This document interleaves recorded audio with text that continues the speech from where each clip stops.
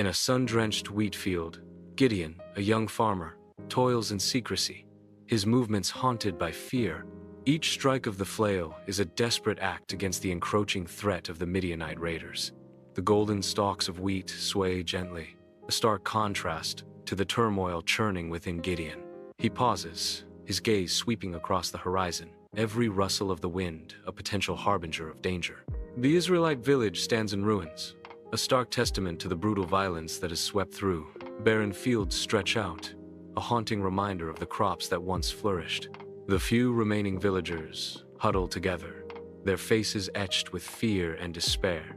Whispers of the Midianite oppression linger in the air, a constant reminder of their plight. In the hidden cave, Gideon cowers as shadows dance ominously across the damp stone walls, his hands clasped tightly. Knuckles white, Gideon begins to pray, his voice trembling. Desperation and doubt twist Gideon's face as he seeks solace in the echoing silence. With a voice cracking with emotion, Gideon pleads, "Please, is anyone listening?" Gideon's hope fades as he questions, "I do not know if I can keep going." The cavern remains silent, indifferent to Gideon's pleas. Golden wheat fields stretch endlessly under the sun, each stalk swaying in silent harmony. A blinding light erupts amidst the wheat, signaling the arrival of an angel. Gideon stands frozen, his eyes wide with awe as the radiant being materializes. The angel's presence overwhelms the field, its light a beacon of divine power. A blinding beam of light pierces through the darkness, an ethereal presence filling the unknown space. From the radiant source, a voice echoes, filled with celestial power. "The Lord is with you, mighty warrior." The angel's voice resonates, promising divine support. The light intensifies, enveloping the space in a warm, comforting glow as the words linger. In the wake of the angel's proclamation, a sense of hope and strength permeates the air. Silence descends once more, the lingering light a testament to the divine presence. Bathed in the relentless sun, Gideon squints, his face etched with disbelief as dust motes dance around him. Stumbling backward, Gideon clutches his chest, a whirlwind of confusion seizing him, his voice laced with incredulity. Gideon asks, Who are you?" Desperation coloring his tone, he continues, "And why me? I'm the least in my family." His voice barely a whisper, Gideon concludes, "We're the weakest in our tribe. I'm nobody." In the dim expanse of an unknown place, dust motes dance like stars in the single beam of sunlight. Gideon kneels in the dust, his face a canvas of doubt and a spark of burgeoning resolve. Gideon's eyes reflect inner turmoil as he grapples with destiny. Gideon's voice trembles as he questions his worth. "But I am the least in my family. How can I save Israel?" The weight of a nation's hope rests on his uncertain shoulders. Bathed in the endless sunlight of the wheat field, Gideon stands, his face a canvas of doubt and emerging hope. An angel appears amidst the golden stalks, his voice a soothing promise cutting through Gideon's uncertainty. The angel's voice resonates with celestial confidence. "I promise you divine assistance, Gideon." Gideon, grappling with his destiny, seeks reassurance. "I ask for a sign to confirm this message." The golden wheat sways gently around them, a silent witness to a conversation that could alter destinies. The scene fades as Gideon and the angel's dialogue concludes. The wheat field remains bathed in sunlight. Upon the ancient rock, Gideon meticulously arranges the sacrifice, his movements precise and solemn. An angel appears, radiant and serene, a beacon of celestial light. With divine grace, the angel extends his staff, its tip nearing the offering. The staff touches the sacrifice, and a blinding inferno erupts, consuming all. Flames rise towards the heavens, signaling the acceptance of the offering. The rock is scorched, a testament to the power of the divine. Under the cover of night, Gideon's face is a mask of grim resolve. With determined fury, Gideon tears down the altar to Baal, defying the darkness. The altar crumbles, and Gideon turns his attention to the Asherah pole. With swift, decisive movements, Gideon cuts down the Asherah pole, challenging the gods of his people. The air crackles with anticipation as Gideon defies the pagan worship. A storm of angry voices erupts in the village square, a mob consumed by fury. At the heart of the chaos, Joash, an elderly man, desperately attempts to reason with the enraged villagers. The villagers scream, "Death to Gideon! He must pay for his blasphemy," Joash cries out, his voice cracking with emotion. "He is my son. Let him answer for himself. Do you want to be the ones to spill the blood of your own kin?" The mob's fury intensifies, their rage directed towards the absent Gideon, the air thick with impending violence. Joash stands firm, his stance unwavering. Dust hangs thick in the air, illuminated by shafts of light that pierce the temple's gloom. Priests murmur prayers, their voices echoing in the vast space before a towering idol. Joash steps forward, his voice ringing with defiance against the somber chanting. His challenge echoes through the temple. "If Baal is a god, let him defend himself." The priests turn, their faces a mixture of shock and anger at Joash's words. The towering idol looms silently, an impassive observer to the unfolding challenge. In the valley of Jezreel, Gideon assembles the Israelite army, a force of 32,000 souls. A sea of nervous faces turns towards the horizon, where the Midianite forces mass like a storm. The vast expanse of the valley stretches before them, an arena for an impending clash of faith and might. Each soldier grips his weapon, a silent testament to the courage and fear that grips their hearts. Gideon surveys his troops, a flicker of determination in his eyes, knowing the odds are stacked against them. The sun beats down on the valley, casting long shadows that mirror the uncertainty of the hour. Within the dim confines of Gideon's tent, flickering candlelight casts eerie shadows, revealing the weight of his burden.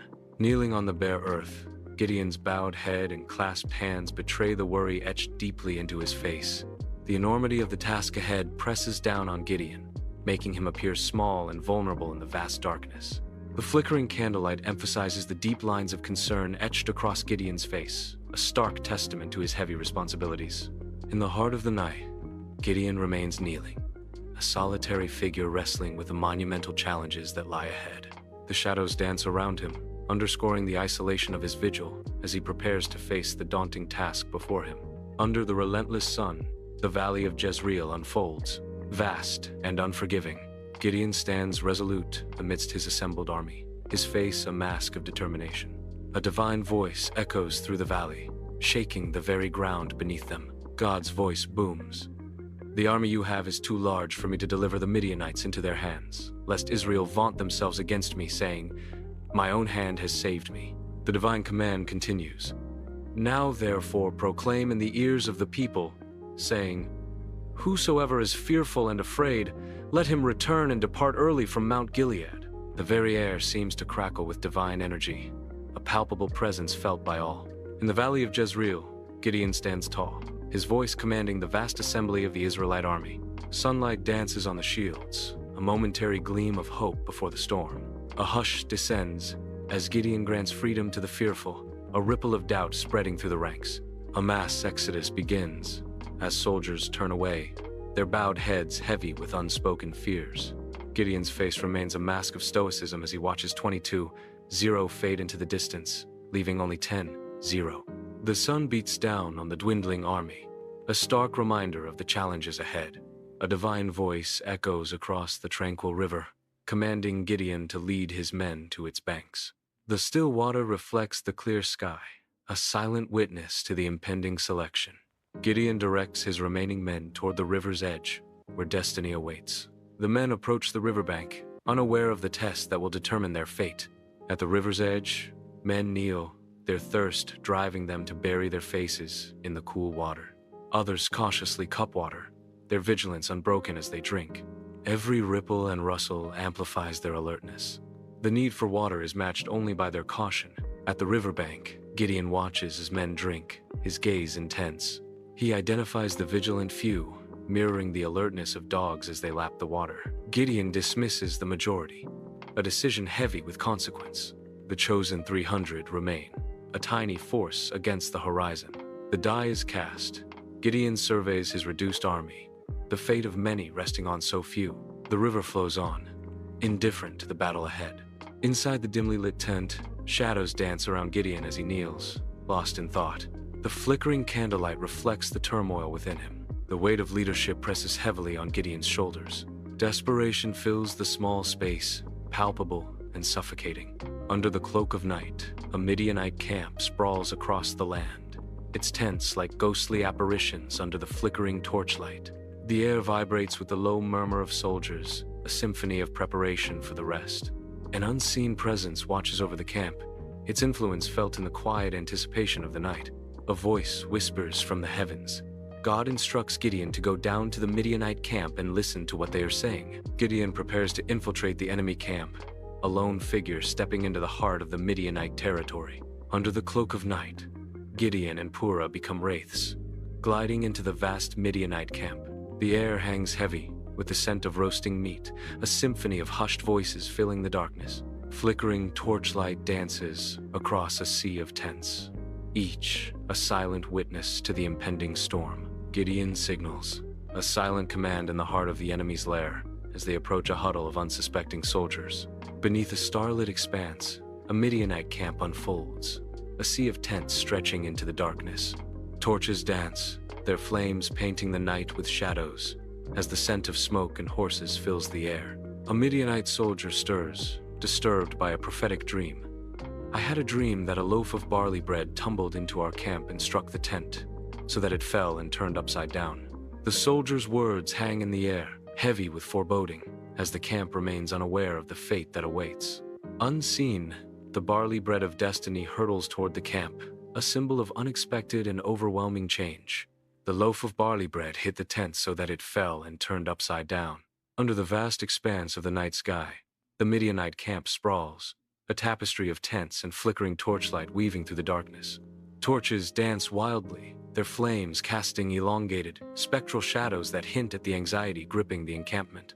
The air hangs heavy, saturated with a palpable sense of foreboding and the sharp, acrid scent of fear. A Midianite soldier whispers in hushed tones, his words cutting through the night. "This is nothing else but the sword of Gideon, the son of Joash, a man of Israel." His fearful proclamation echoes. For into his hand God has given Midian and all the camp. The words hang in the air, amplifying the Midianites' terror. Beneath the cloak of night, the Midianite camp flickers with firelight, casting long, dancing shadows. Gideon strides confidently back into camp, his face alight with newfound resolve. Each step resonates with purpose, his posture radiating unwavering confidence. The flickering flames mirror the burning determination in his eyes. A silent promise of victory hangs in the air as Gideon surveys the camp. Under the cloak of night, Gideon, a beacon of resolve, divides his sparse force into 3 strategic groups. Each soldier clutches his peculiar armaments: a ram's horn trumpet, a dancing torch, and a fragile clay jar. The flickering torches cast elongated shadows, turning the camp into a theater of anticipation and tension. The empty clay jars wait silently, promising a shattering symphony in the coming battle. Gideon's meticulous planning sets the stage for an unconventional assault, where sound and light will become weapons. The Israelite camp prepares for a night of deception and divine intervention, armed with faith and the tools of surprise. Under the cloak of night, 300 men move as silent shadows, encircling the unsuspecting Midianite camp. Their strategic deployment on the surrounding hills turns the valley into a silent trap. The dark sky watches as the trap tightens, the Midianite camp unaware of the impending storm. Each movement is deliberate, each position carefully chosen. As the night prepares for a reckoning, the silence is a heavy blanket, concealing the storm of steel about to break upon the Midianite camp. Under the cloak of night, Gideon raises his hand, a silent command that ignites the battlefield. The stillness of the night shatters as jars break, their fragile forms giving way to the fierce light within. Torches blaze to life, painting the dark canvas with strokes of fire as men emerge from the shadows. The trumpets sound, their piercing cries cutting through the night, heralding a moment of reckoning. A symphony of light and sound engulfs the Midianite camp, signaling the dawn of a new battle. Chaos erupts in the Midianite camp as night falls, a storm of disarray engulfing the soldiers. Terror etches deep lines onto their faces, each man haunted by the specter of an unseen enemy. Believing themselves surrounded by an insurmountable force, their panic spirals into utter pandemonium. Confusion reigns supreme, feeding the growing fear that grips the hearts of every soldier. Under the cover of night, the Midianite camp descends into madness, embers casting eerie shadows across faces twisted with primal rage. A frenzy ignites as Midianites turn against each other, their eyes gleaming with savage intent. Blades flash in the darkness, painting streaks of silver against the night as comrades become enemies. Guttural cries echo through the camp, a symphony of chaos as brother turns on brother in a dance of death. Under the cloak of night, the Israelite army stands poised, their swords raised high, reflecting the cold moonlight. A unified battle cry shatters the silence. A sword for the Lord and for Gideon.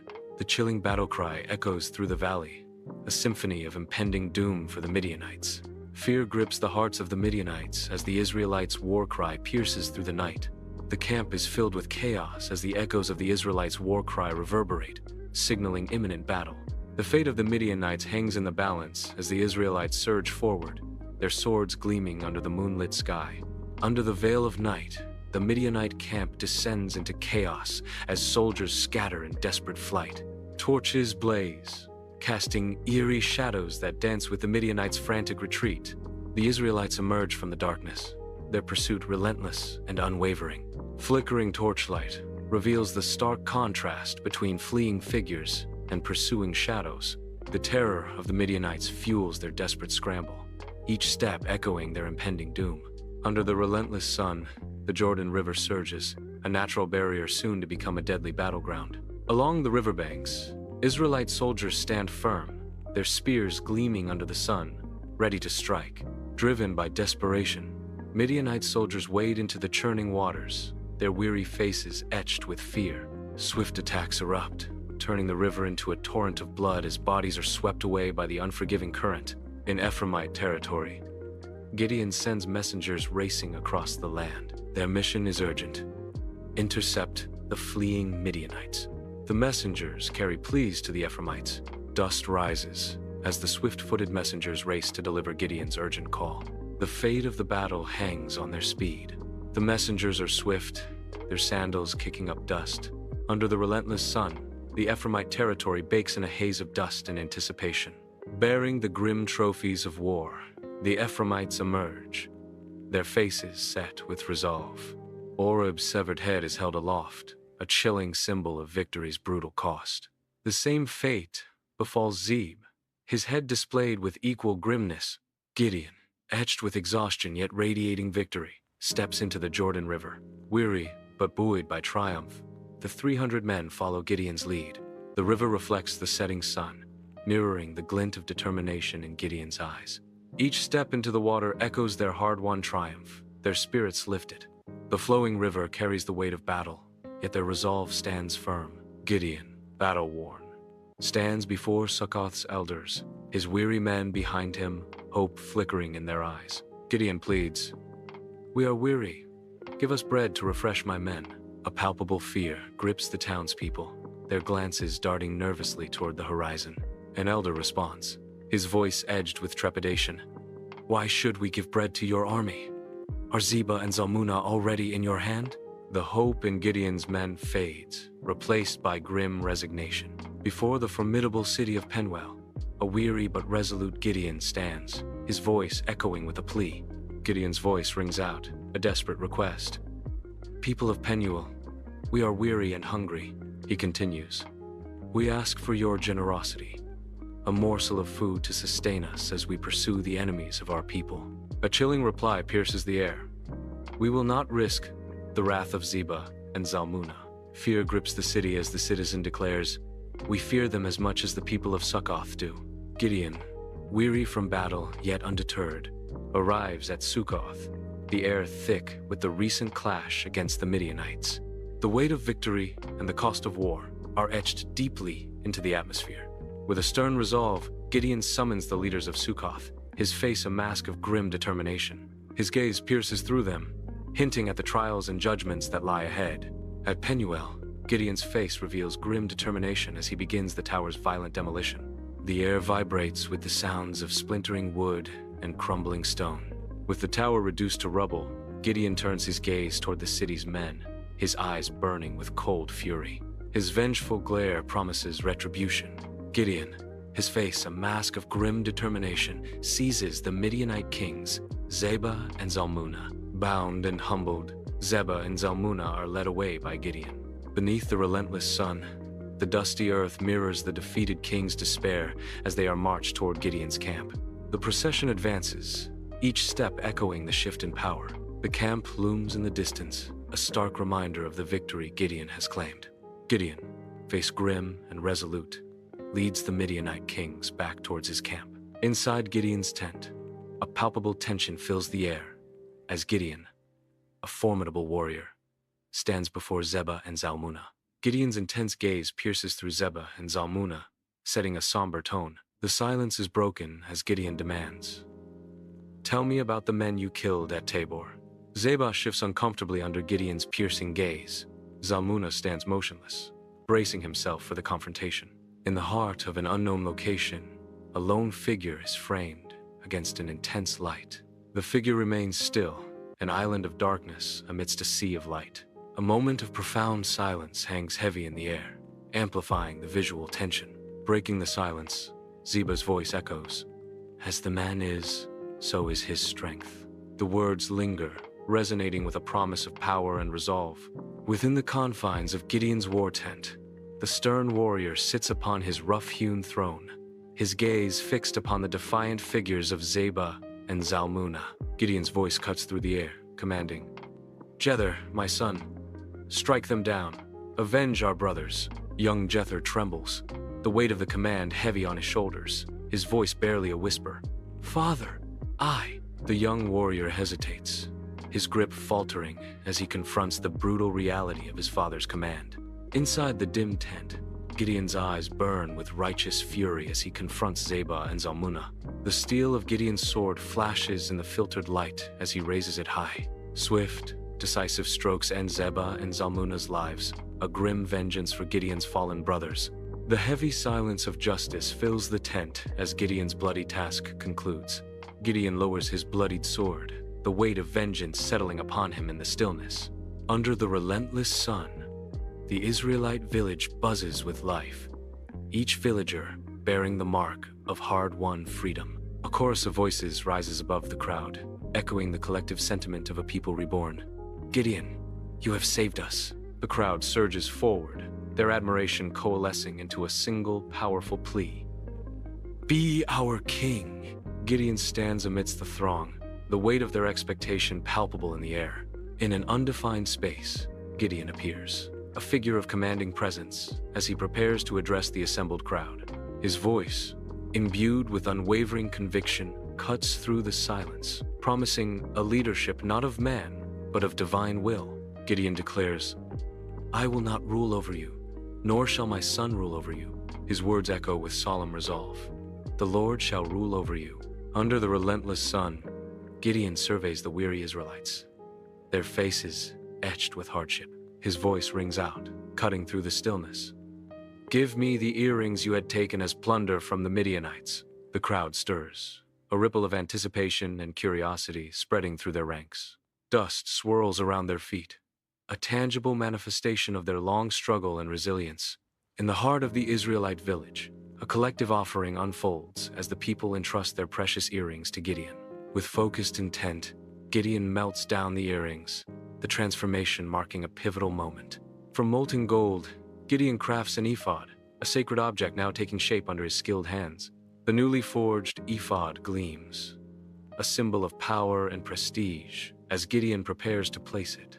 The ephod finds its place in Gideon's city, its presence promising to alter the destiny of its people. The people watch as the ephod finds its place in Gideon's city. The Israelite village comes alive with activity under the sun, a scene of daily life unfolding. Villagers, draped in simple robes, present their offerings and prayers before a large, ornate ephod statue. The ephod, once a beacon of guidance, now stands as a gilded idol, trapping the villagers in a snare of misplaced devotion and moral decay. A growing sense of unease permeates the air as misplaced reverence turns the village into a den of sin. The once sacred symbol now casts a long shadow, a stark reminder of their descent into spiritual darkness. Gideon returns to his humble abode, his face etched with the journey's trials. Time sweeps by, as seasons paint the landscape in hues of gold and green. He is sitting, a peaceful aura surrounding him. The sun sets on Gideon's tranquil life. The sun bathes the Israelite village in golden light, promising peace and prosperity. Under Gideon's strong hand, the village thrived, a beacon of hope and unity. But shadows lengthen as the years drift by, and temptation whispers in the hearts of the Israelites. The allure of idols tightens its grip as the people slowly abandon their faith. Gideon, aged and frail, lies still, his earthly journey complete. A solemn procession begins, a testament to Gideon's life of humble leadership. The procession moves slowly, a sorrowful journey towards the tomb. Gideon's body is placed in the simple tomb hewn from the rock, a final resting place beside his father, Joash. Dust devils swirl across the desolate Israelite village, baking under a relentless Sunday. The scent of incense hangs heavy, rising not from the Lord's altar, but from a newly erected shrine to Baal-berith. Overgrown fields and cracked earth bear witness to a forgotten covenant. Faces etched with fear and misguided hope turn toward the idol, a stark reminder of Gideon's fate. The people bow before Baal-berith, their forgetfulness a heavy shroud over the land.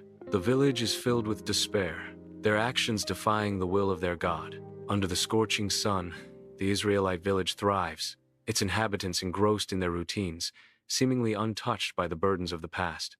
Mud brick homes stand as silent witnesses to the community's collective amnesia, their simple facades concealing a deeper ingratitude. Gideon's family observes from the outskirts, their faces reflecting a profound disappointment as they realize their sacrifices are forgotten. The sun beats down, intensifying their sense of isolation as they grapple with the stark reality of their community's indifference. A sense of disillusionment settles over Gideon's family as the village continues its daily life, seemingly unburdened by gratitude or remembrance.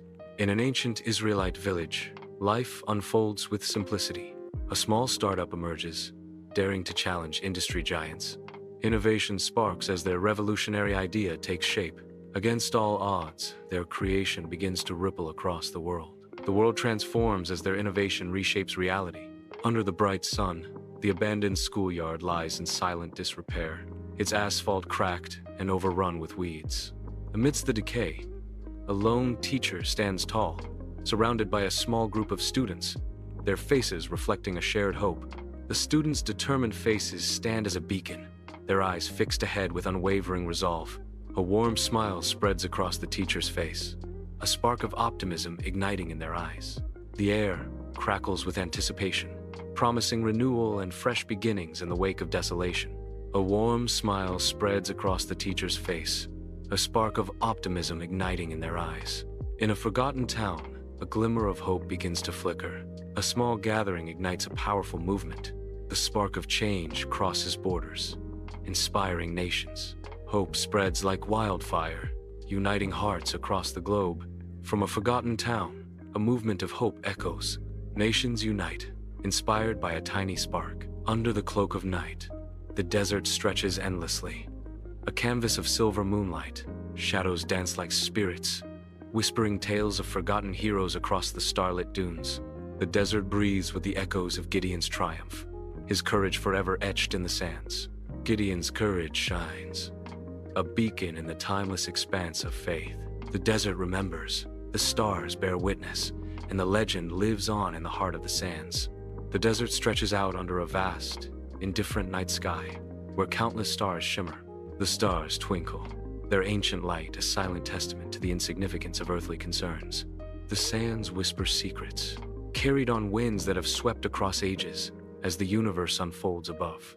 In this vastness, a message echoes, God qualifies the called, not the other way around. The desert night hums with a quiet power, a reminder that strength is found in the most desolate places.